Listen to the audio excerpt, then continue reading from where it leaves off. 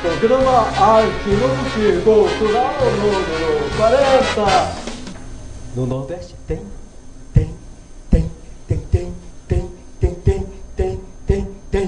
No Nordeste tem sertão. No Nordeste tem gente clamando um pedaço de pão. No Nordeste tem o toque da zabumba, sanfona e violão. E do Nordeste vem para São Paulo a grande imigração. E São Paulo se transforma na maior cidade do Nordeste. E com a vinda desse povo do Agreste, São Paulo impulsiona. E assim São Paulo cresce. Ah, se chovesse mais um bocadinho. Ah, se irrigasse a terra com carinho e plantassem sementes de a verdade. E Iaporá, e Guaribá, e Acauã, e Cancão de Fogo. Ei, João,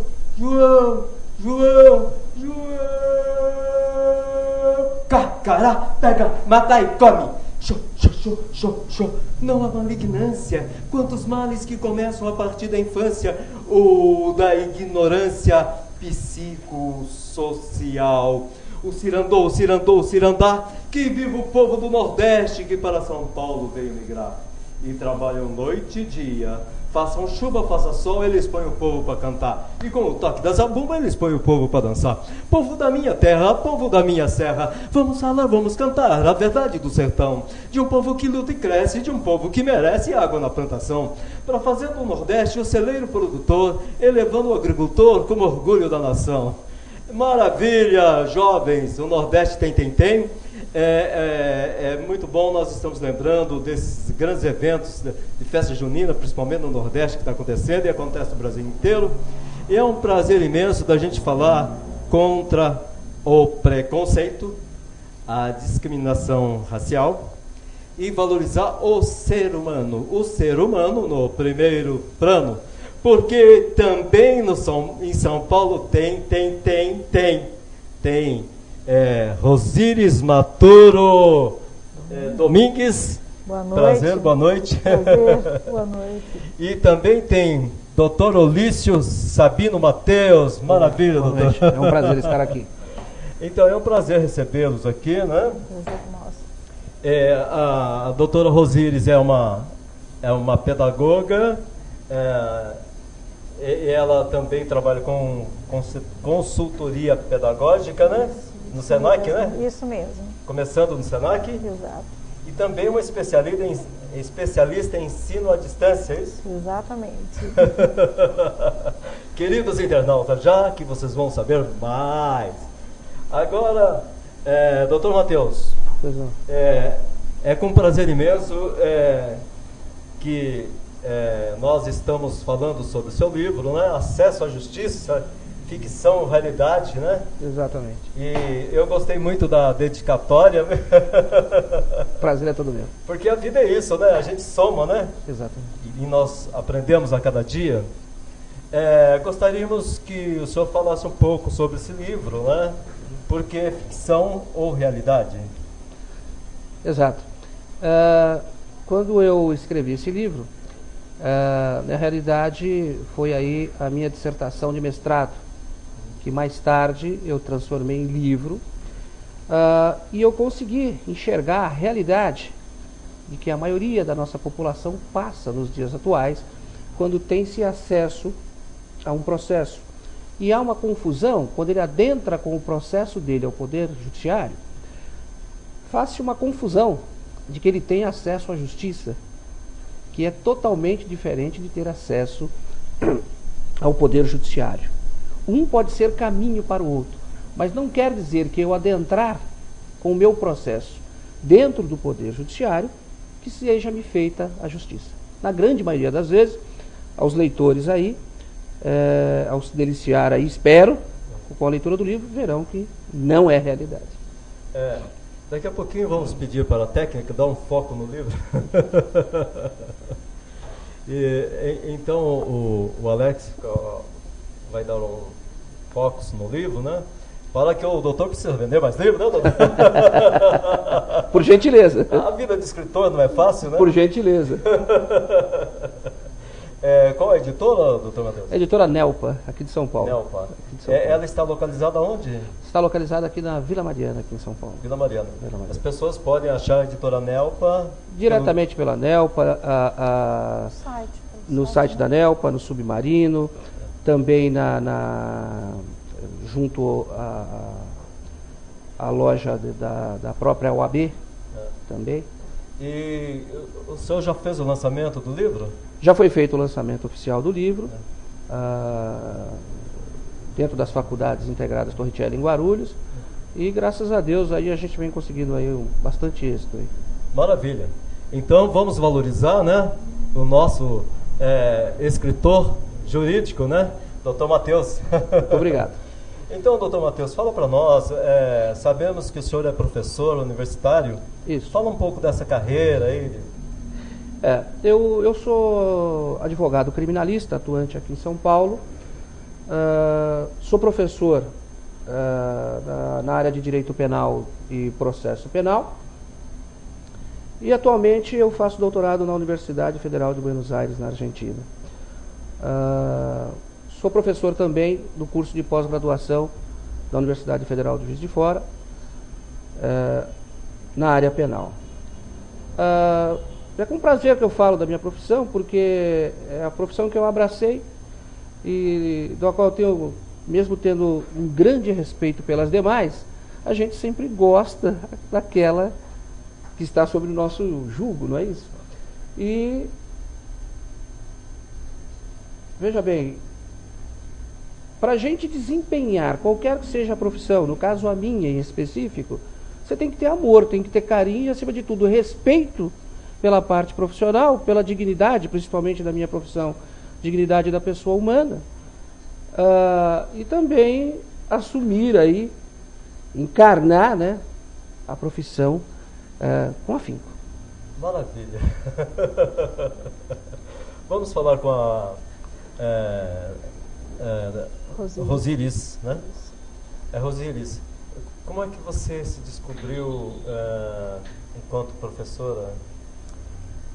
Eu acho que muito menina eu tive em mim essa vontade, né, de atuar em educação, mas hoje eu vejo que eu tinha uma ideia muito assistencialista da educação, né? Ajudar ao próximo, e educação não é ajudar ao próximo, né? O amor, o carinho, como o professor Matheus, está junto, ele vem junto em qualquer profissão. Mas outra coisa que ele falou bastante importante eu tenho que agir com profissionalismo. E em educação, eu sou uma educadora antes de desempenhar o meu papel com amor e carinho. E em um dos momentos da minha vida, quando eu fiz a primeira opção quanto à especialização, que era trabalhar com educação especial, eu achei que aquela seria uma vertente importante para mim. Só que eu me envolvia emocionalmente com as crianças, com os adolescentes que necessitam de uma atenção diferente. E eu vi que esse envolvimento não ia me deixar ser profissional bastante para auxiliá-los, para educá-los. E aí eu percebi que essa não era a casa onde eu devia morar. Eu devia morar onde meu profissionalismo fosse muito maior e que ele impactasse mais na vida das pessoas, e não ter uma visão assistencialista da educação. Na realidade, até pela a própria influência que nós, como educadores, como professores, teremos na vida profissional das pessoas, né? Nós seremos aí, obviamente, nós somos formadores de opiniões, né? Então, teremos que estar bem informados e, além de tudo, muito bem intencionados, para que nós possamos amanhã ser pontos de referência na vida profissional daqueles que hoje estão sob nossa responsabilidade, não é isso? É interessante, né? Parece que a nossa vida é formada em ciclos, né? Exato. Sim, ciclos. Você começou, né, trabalhando com as crianças, né? Depois avançou para um outro patamar, né? Exato, exatamente. E hoje especialista em ensino à distância. Exatamente. Quando se fala em especialista, né, tem-se a impressão de que você domina, né, a área. Você tem domínio de alguns conhecimentos, você tem conhecimentos, desenvolveu habilidades, Então eu me julgo uma aprendente, eternamente aprendente, né? E o professor Matheus, na área do direito, hoje eu acho que eu ouvi uma frase que eu acho que veio bem a calhar. O fato de não haver leis não quer dizer que eu não tenho direito sobre algo. Né? Me parece tão óbvio, né? Mas para pensar, filosofa sobre essa frase. Em educação, nós vivemos isso o tempo todo. Pode não haver leis que regulamentem algumas situações. Como no ensino à distância, hoje nós estamos enfrentando bastante problemas, né, bastante dicotomias, mas isso não quer dizer que as pessoas não tenham direito a uma educação, a um ensino à distância de qualidade. Rosíris, vai entrar um comercial emocional, cultural? Pessoas mais simples, as pessoas com nível maior. E você consegue filtrar isso ali? Ele solta as perguntas, mas a gente Tranquilo. 3, 2, 1, vai. Com muitas emoções, arte multicultural, fazendo um programa diferente hoje. Como nós dizemos, a cultura ela está em todos os lugares. Está na medicina, está na educação, está na saúde, né? Porque se nós não fizermos uma reflexão sobre a nossa existência, a nossa razão de ser, nós não damos passos adiante. E a arte multicultural é preciso que seja tudo isso. Óbvio, óbvio. Por isso é um prazer recebê-los aqui, né? Já estamos aguardando as perguntas dos queridos internautas, porque nós somos rebeldes das boas causas. Então, uma pergunta para os dois. Quando vocês trabalham, seja o jovem, o adulto, ou a criança, e vocês, desse ensino que vocês passam, vê que essa pessoa caminhou para um processo evolutivo, né? De repente se tornou um professor, um advogado, um profissional em outra área. O que representa isso para vocês? Olha, muitas vezes nós não chegamos a ver essa semente brotar. Eu costumo dizer que o professor, eu falo isso para os meus alunos, principalmente alunos na graduação, que o trabalho do professor é plantar, regar, regar, regar.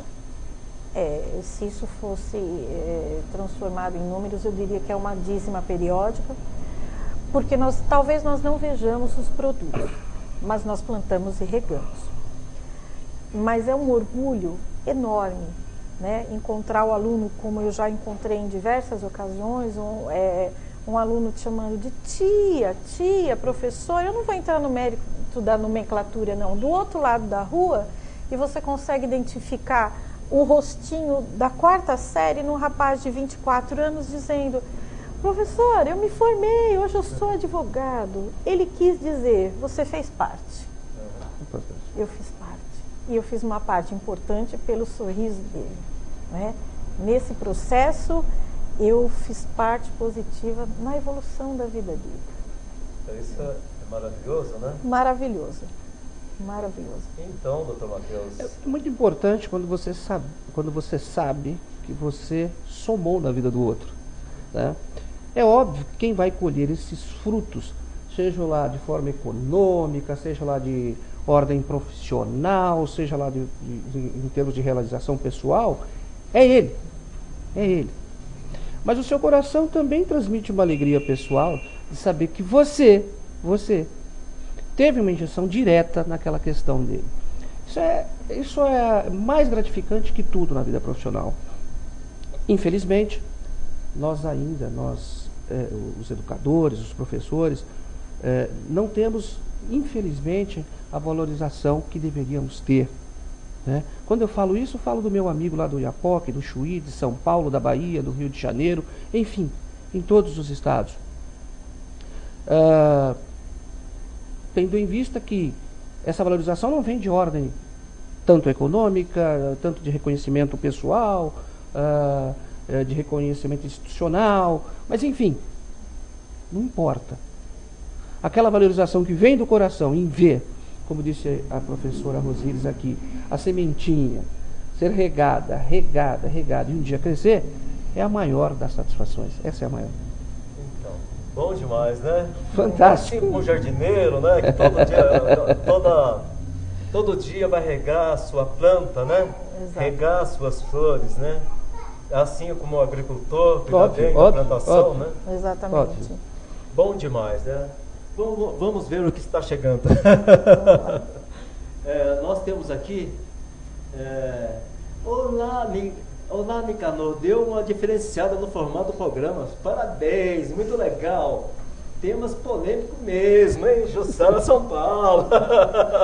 Polêmico. Vamos mandar um beijo, um abraço de luz para a Jussara. Jussara. Beijo grande, Jussara. Jussara. Beijo. Beijo grande. Jussara, o meu fraterno abraço para Isso, você. um abraço.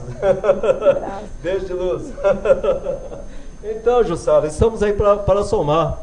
Mais do que nunca a sociedade precisa refletir, não, professor? Com toda certeza. Quando nós falamos aqui do acesso à justiça, como a gente expõe aí de forma bastante veemente no livro, não é só a questão de acesso à justiça. Nós falamos aí de um acesso a uma dignidade. Né? Uma dignidade essa resguardada, inclusive, constitucionalmente, e que em muitos campos hoje nós não vemos ela aplicada no cotidiano. Ela fica muito bonita, muito figurativa dentro da nossa Constituição, porém a aplicabilidade dela fica no além, infelizmente. E nós estamos falando em direitos, nós estamos falando em direitos humanos, né? Exato. Acima de qualquer questão, né? Eu acho que um dos deveres do professor, do educador, é olhar o aluno como um ser único, como um ser individual que precisa da tua atenção, e muitas vezes no dia a dia nós não conseguimos ter esse olhar, emanar um olhar diferenciado e criar um vínculo afetivo que, apesar de eu precisar estar sempre colocando o meu profissionalismo acima de tudo, vínculo afetivo é algo extremamente importante na relação educacional, porque eu só consigo atingir o outro em questão de aprendizagem quando eu atinjo emocionalmente. Nós estamos falando de humanidade, nós estamos falando de relações humanas em educação. Professora, há quanto tempo está no ensino à distância? Eu já venho há uns 5 anos no ensino à distância. Eu acabei me interessando por um acaso pelas tecnologias, mas eu discuto muito o fator comunicacional em educação à distância. Nós temos uma dicotomia no campo da educação à distância: inovações tecnológicas, grandes inovações, grandes montas, né, de dinheiro sendo investido pelas faculdades, pelas universidades, até pelo próprio governo, nos programas do MEC, da UAB, mas nós temos a falta de capacitação, de preparação dos docentes. E isso é a burocratização, né, o processo burocrático em confronto com as inovações tecnológicas, inovações pedagógicas, acima de tudo, que pedem uma junção. E nesse meio de caminho a junção não acontece, e o que está acontecendo são alunos perdidos, faculdades perdidas, sem modelos eficazes. Deixando de alcançar uma função social. Deixando de alcançar uma função social. Como eu falei aquela hora, o fato de não haver uma lei não quer dizer que alguém não tenha direito. De forma nenhuma. Faltam leis na área da educação à distância. Já evoluímos muito em termos de regulamentação, mas existem lacunas que dão brecha para que hajam processos, para que hajam assim, pessoas indo atrás dos seus direitos juridicamente, porque deixaram de atender o seu direito social, a função social da educação, que é a função social da educação mesmo, né? Então, precisaria, por exemplo, ter um preparo maior dos professores na área técnica? Com certeza. A capacitação inicial em educação à distância e mais para frente, noções de gerenciamento dos processos de educação à distância.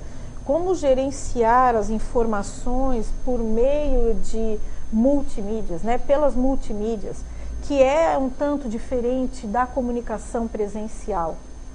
E, assim, por exemplo, eu imagino que tem uma boa quantidade de alunos fazendo isso, né? Com certeza, muitos. E, por exemplo, o aluno faz uma pergunta ou várias perguntas. É possível responder a cada aluno ou faz uma resposta no genérico? Então, responder genericamente depende muito da forma como o curso é elaborado. Existem cursos autoinstrucionais, em que o sistema mesmo te responde, né? Mas o ideal é que haja um sistema híbrido, com um sistema que mescle, né, que você possa interagir. Então, aí vem o papel dos tutores, que está sendo muito discutido. Monitoramento. O monitoramento. O que é a monitoria? O que é a tutoria? O que é o professor de educação à distância? São papéis diferentes em torno de uma nova profissão. Tudo para atender melhor o aluno, né? Há como interagir? Há. Mas as organizações, as instituições estão dispostas a pagar pelo preço de se implantar a educação à distância com qualidade? Isso custa e custa caro. O Estado, seja o governo federal, estadual, municipal, precisam preparar mais, né? O governo federal, ele tem um programa da Universidade Aberta do Brasil, que é prioridade para a formação de professores, porque nós ainda temos, apesar do plano decenal de formação de professores em 2010 ter cumprido o seu ciclo, não há mais possibilidade de haver em sala de aula professores sem graduação. Mas ainda existem em algumas partes do país. Então, o governo está proporcionando cursos à distância para a formação de professores. Eu fui aluna desses cursos, sou aluna de cursos da Universidade Aberta do Brasil e parabenizo toda a ideia, né? Toda a iniciativa. Há equívocos? Mas nós estamos falando de um processo vivo que é a educação, né? E tudo que é vivo pode derrapar, pode errar, pode deslizar, né? Professora, quais as formações que estão tendo hoje na ensino à distância? Ensino à distância. Olha, de maneira bem formal, eu diria que a educação à distância, ela pode ser direcionada para pessoas que tenham 15 ou mais anos de idade, que já têm uma determinada autonomia, né, em se organizar para estudar. Ensino médio, muitas vezes os supletivos, formações de cursos livres em quaisquer títulos, graduação, pós-graduação, e a ideia é que haja cada vez mais pós-graduação, mestrado e doutorado. Há uma tendência, há estudos, nós temos alguns especialistas na área, professor José Manuel Moran, professor João Matar, que são especialistas na área, que acreditam num investimento maior em mestrados, doutorados, nas pós-graduações e doutorados à distância. Por exemplo, um tempo assim previsível de estudo à distância, assim, quanto tempo para a pessoa se formar? Em geral, é o mesmo tempo que os cursos presenciais, porque a regulamentação, quando os cursos são graduação, ensino médio, pós-graduação, você tem que cumprir o mesmo número de horas, presencialmente ou à distância. O que você tem é a diferença na forma de comunicação. Se você precisar de estágio, se um curso presencial precisa de estágio, ou à distância também vai precisar. Existem prerrogativas que não se abre mão. O que é necessário é que o aluno compreenda que ele precisa se autodisciplinar, ele precisa se regrar, ele precisa se entregar, porque não tem ninguém cobrando ele efetivamente. Na realidade, ele precisa se educar para isso, né? Ele precisa se educar, é o aprender a aprender, um dos pilares da educação, né? É o aprender a aprender. E assim, em nível, assim, eu imagino que a maioria das escolas são escolas pagas? Então, nós temos assim alguns consórcios do governo, parcerias do MEC com universidades federais e estaduais. Nós temos a Universidade do Mato Grosso, que foi pioneira na disseminação da educação à distância.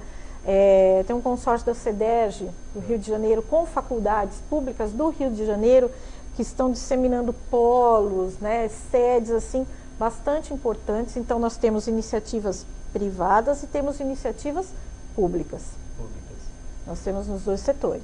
E a pública seria gratuita? Ou... Gratuita.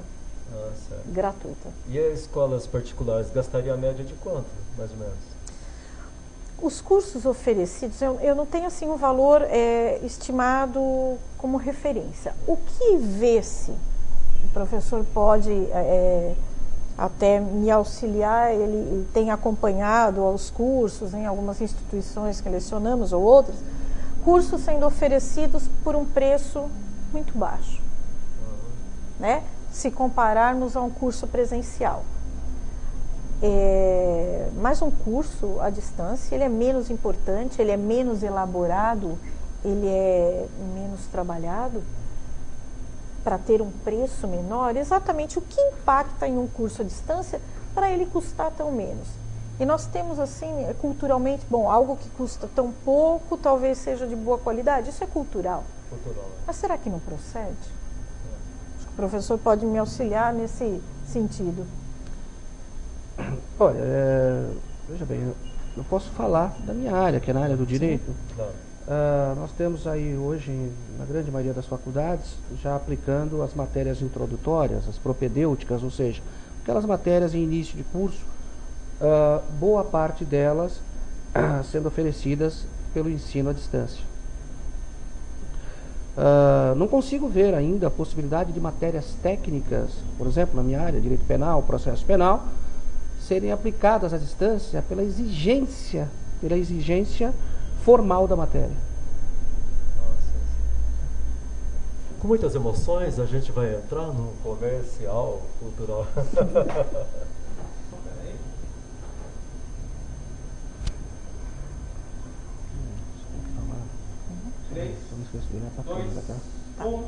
Vai.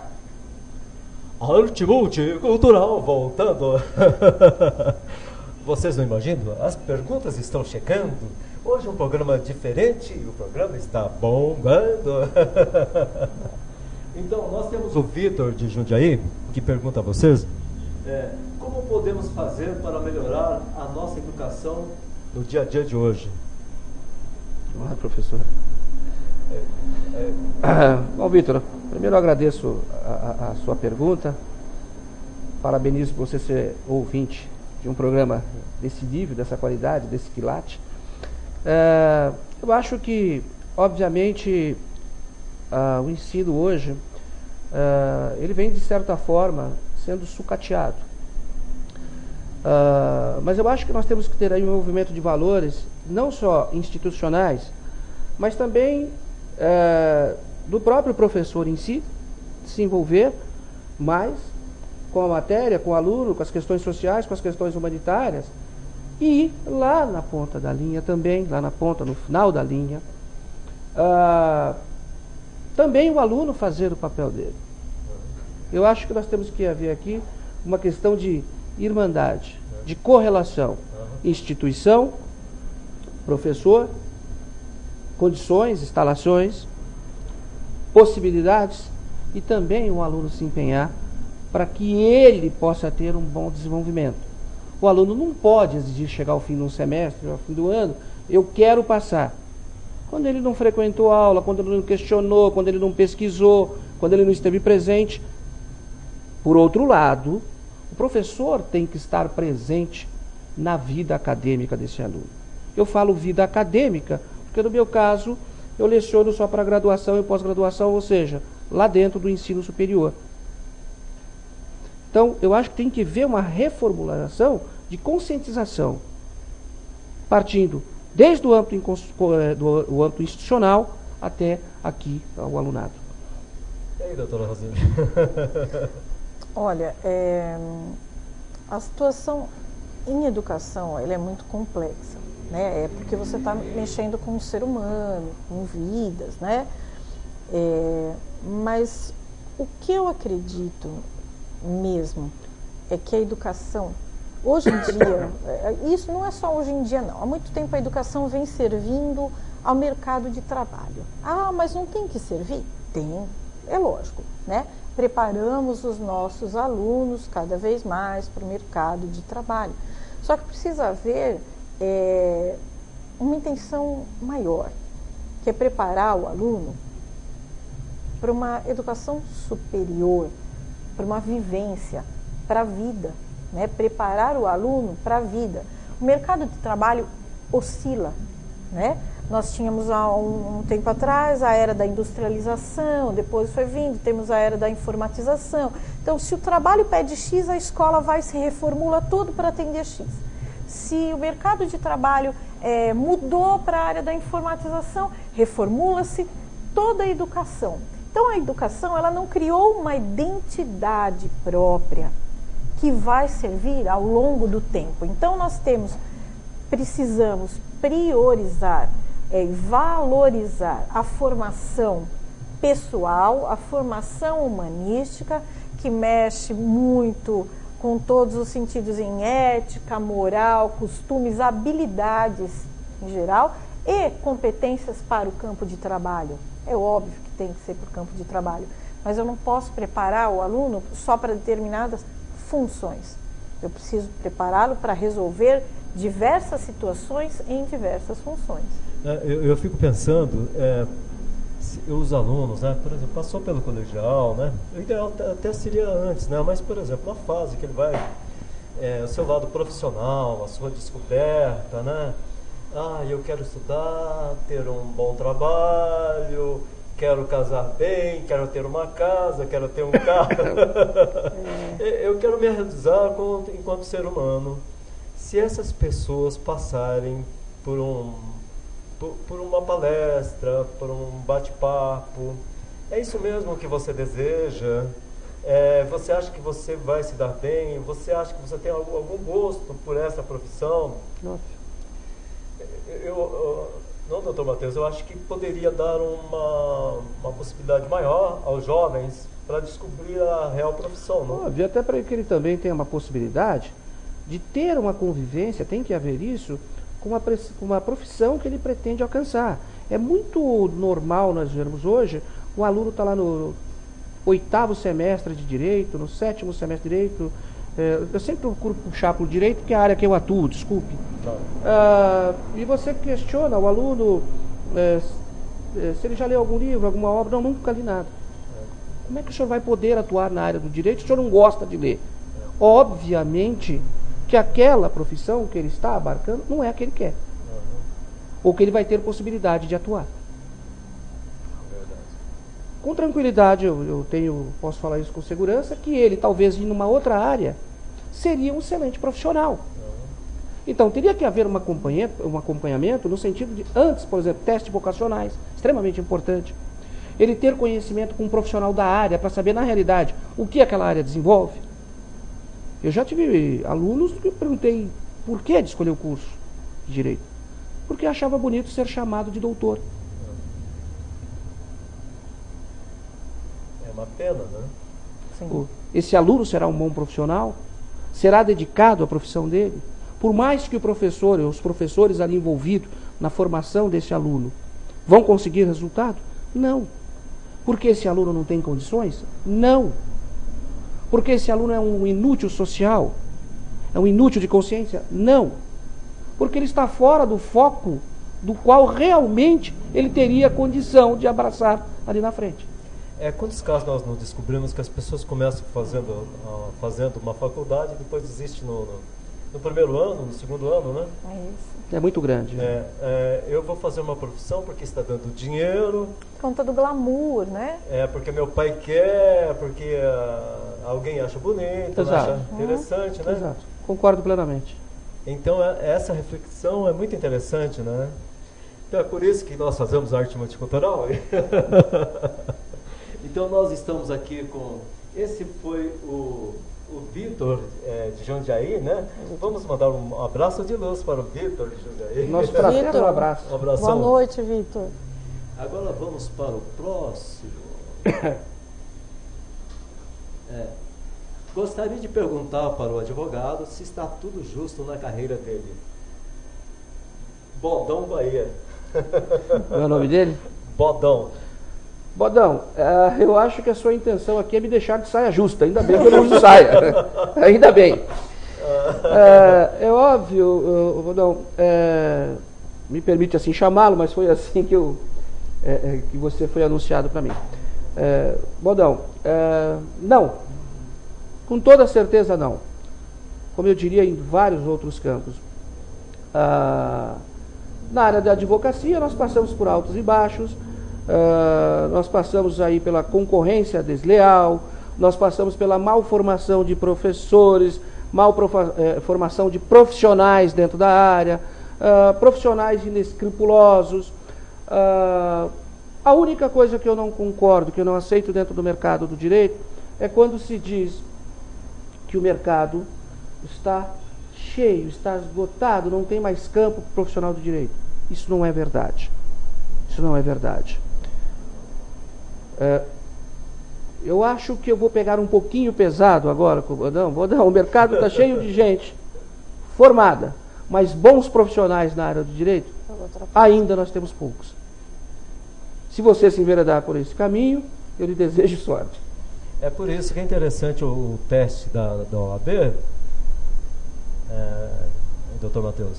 Porque nós estamos tendo índices muito altos de reprovação em todo o Brasil. Eu até colocando no lado pessoal, né? Eu lembro que a minha sobrinha se formou em advocacia, ela fez a PUC Rio de Janeiro. Rio de Janeiro não, Porto Alegre. E ela teve que fazer o curso paralelo, inclusive cursos à distância também, né? Ela fez cursos e no início do ano ela conseguiu passar. Depois de 2 exames ela passou no OAB. Então, como diz, né, Dr. Matheus, a vida é uma constante persistência, né? Persistência. Talvez ela não precisasse penalizar-se tanto para passar no exame da OAB. Bastasse ela comprar o livro 1.500 questões comentadas da OAB, da editora Terla, da qual eu escrevo a parte processual penal, e o professor Igor Kozlovski, meu sócio, meu amado e querido sócio e irmão, escreve a parte penal, ela não teria tido tantos problemas.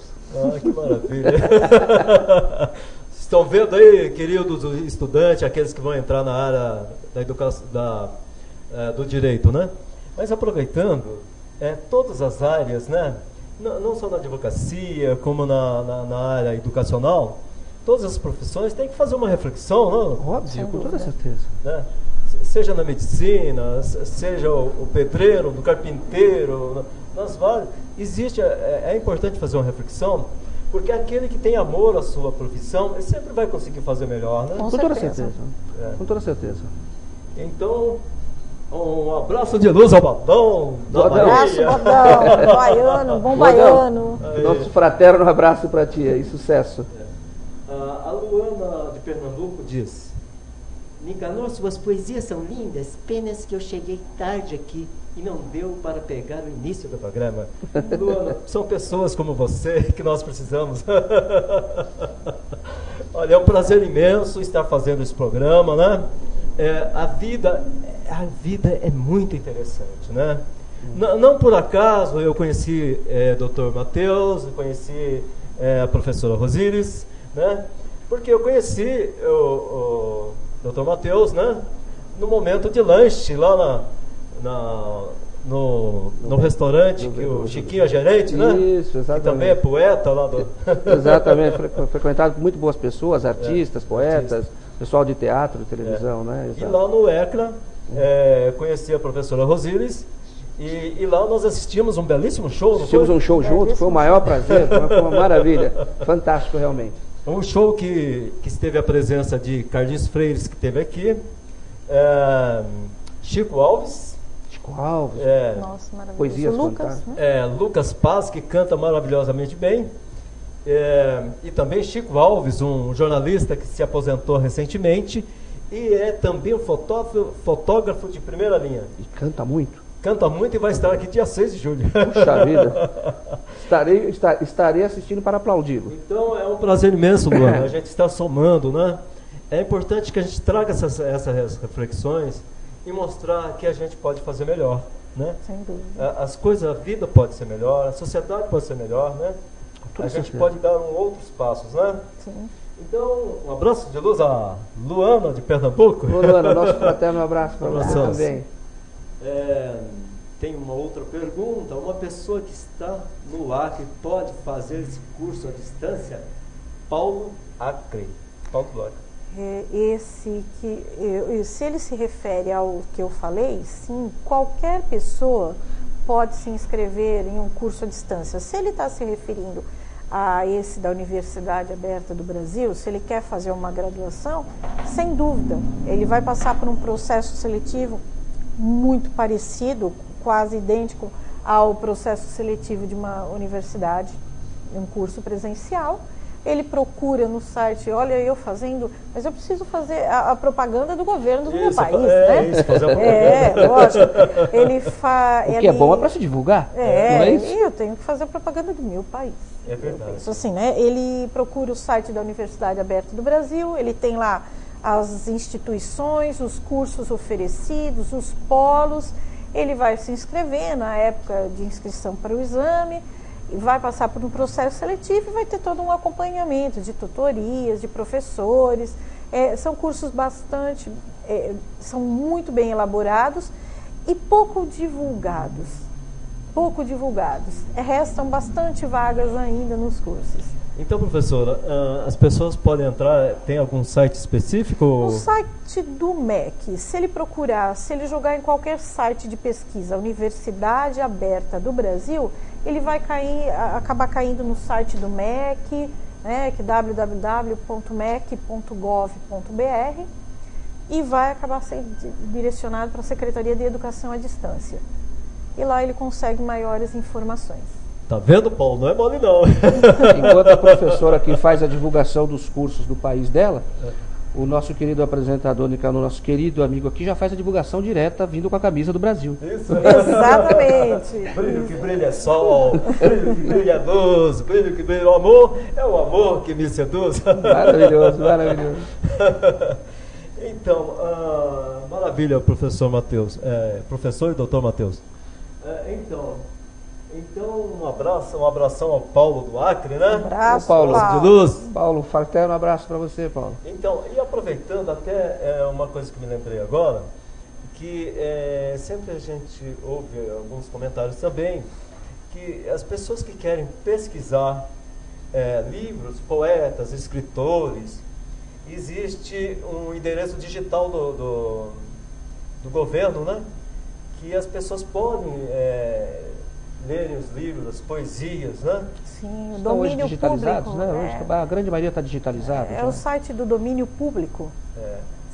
Esse é um deles, inclusive, é um site que estava para sair do ar devido à escassez de acessos. Então, para que manter um site no ar se tão poucas pessoas acessam? Então, dominiopublico.gov.br, você acessa poesias, literatura, áudios, imagens. Nossa, assim, é uma infinidade por temáticas, de assuntos por temáticas, por autores, entre outros sites, né? Esse é um exemplo. Então, queridos internautas, vamos pesquisar. Como dizem, abra os olhos. Abra os olhos. Porque se a gente ficar dormindo, eu não vê o trem passar. Com certeza. Realidade. Então, tem uma outra pergunta. Henrique de Santa Catarina. O que você acha, como educadora, do estilo musical do funk carioca? Eu acredito nas intenções, né? E também no papel da mídia disso tudo. A mídia potencializa algumas situações. Se ela quer potencializar para acrescentar beneficamente alguma coisa na vida das pessoas, a mídia consegue. Mas se ela pretende, eu estou fazendo uma análise crítica, se ela pretende explorar negativamente uma situação, ela consegue também. Nós conhecemos o mundo pelo que os meios de comunicação nos mostram. A maioria das pessoas assim conhece, né? O funk carioca, ele poderia ter um papel muito bem delineado, né? Como o rap como o rap aborda letras sobre etnias, né? Sobre diversidade cultural e tudo mais. Por que o funk carioca também não pode? Mas há um modismo. O que é negócio? O que é mercadológico? O funk carioca ou o rap que explora sexualidade, que explora palavras de baixo calão, o que é mercadológico? O que vende? Né? Aí é que está o papel ético mesmo das pessoas. Né? O que eu vou disseminar? A boa cultura ou a cultura da futilidade? É uma escolha. E é uma escolha de quem ouve, uma escolha de quem prestigia também.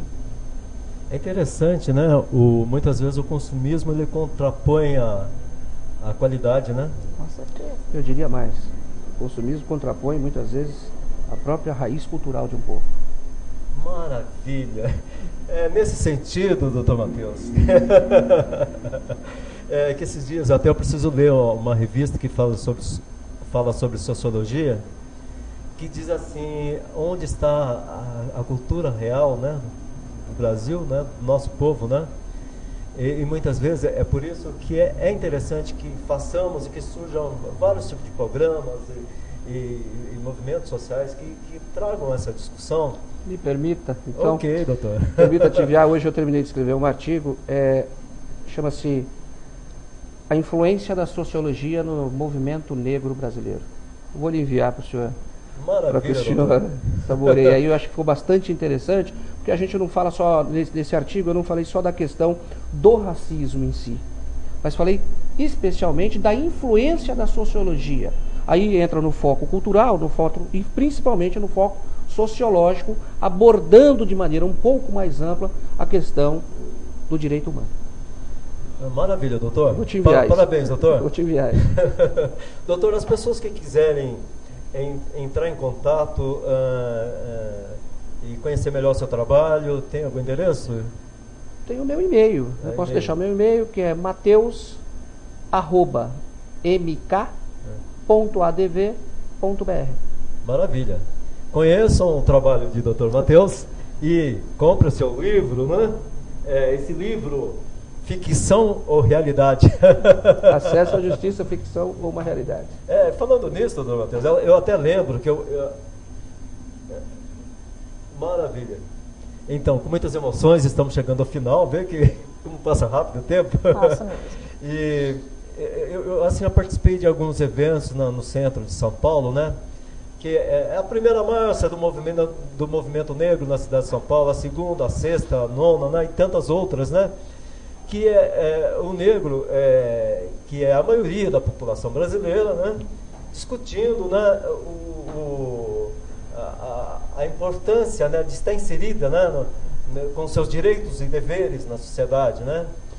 Mais para mim, mais que discutirmos a questão racial, discutirmos a questão social, discutirmos aí a questão da dignidade da pessoa humana, que está muito acima de qualquer outro problema. A dignidade da pessoa humana, para mim, extrapola todos os sentidos. Maravilha, que palavra linda! Então, Rosíris, fala para nós, e-mail, contatos. Vou deixar meu e-mail, romaturo@gmail.com. Se as pessoas quiserem um incentivo para estudar à distância, tiverem suas dúvidas, ou quiserem bater um papo sobre qualquer assunto, estou à disposição. Maravilha. E nós sabemos, né, que ambos têm uma veia poética. Quem somos nós? Tem algum poeta assim que vocês inspiram? Não, eu sou amante de Pablo Neruda, mas na nossa despedida aqui, eu gostaria de citar um provérbio chinês que eu sempre uso e falo para meus alunos. A porta está aberta, mas só você pode entrar. Que maravilha, né? Maravilha. Rosíris? Eu vou citar só um pedacinho de Flor Bela Espanca, que foi traduzido em música por Fagner, né? minha alma de sonhar te anda perdida. Meus olhos andam cegos de te ver. Não é sequer a razão da minha vida, pois que tu és já todo o meu querer. E assim vai. A professora se revelou uma poetisa, hein? Uma poetisa, nata. A professora poetisa, parabéns. Obrigada. Parabéns, professor. Muito obrigado. Eu acho que a Obrigada. cultura ela está incorporada na gente, né? Tá. Com toda certeza. É. Ela fica escondidinha, né? Mas ela é só dar margem para que Dá nós margem. afloremos. Né? Então é maravilha.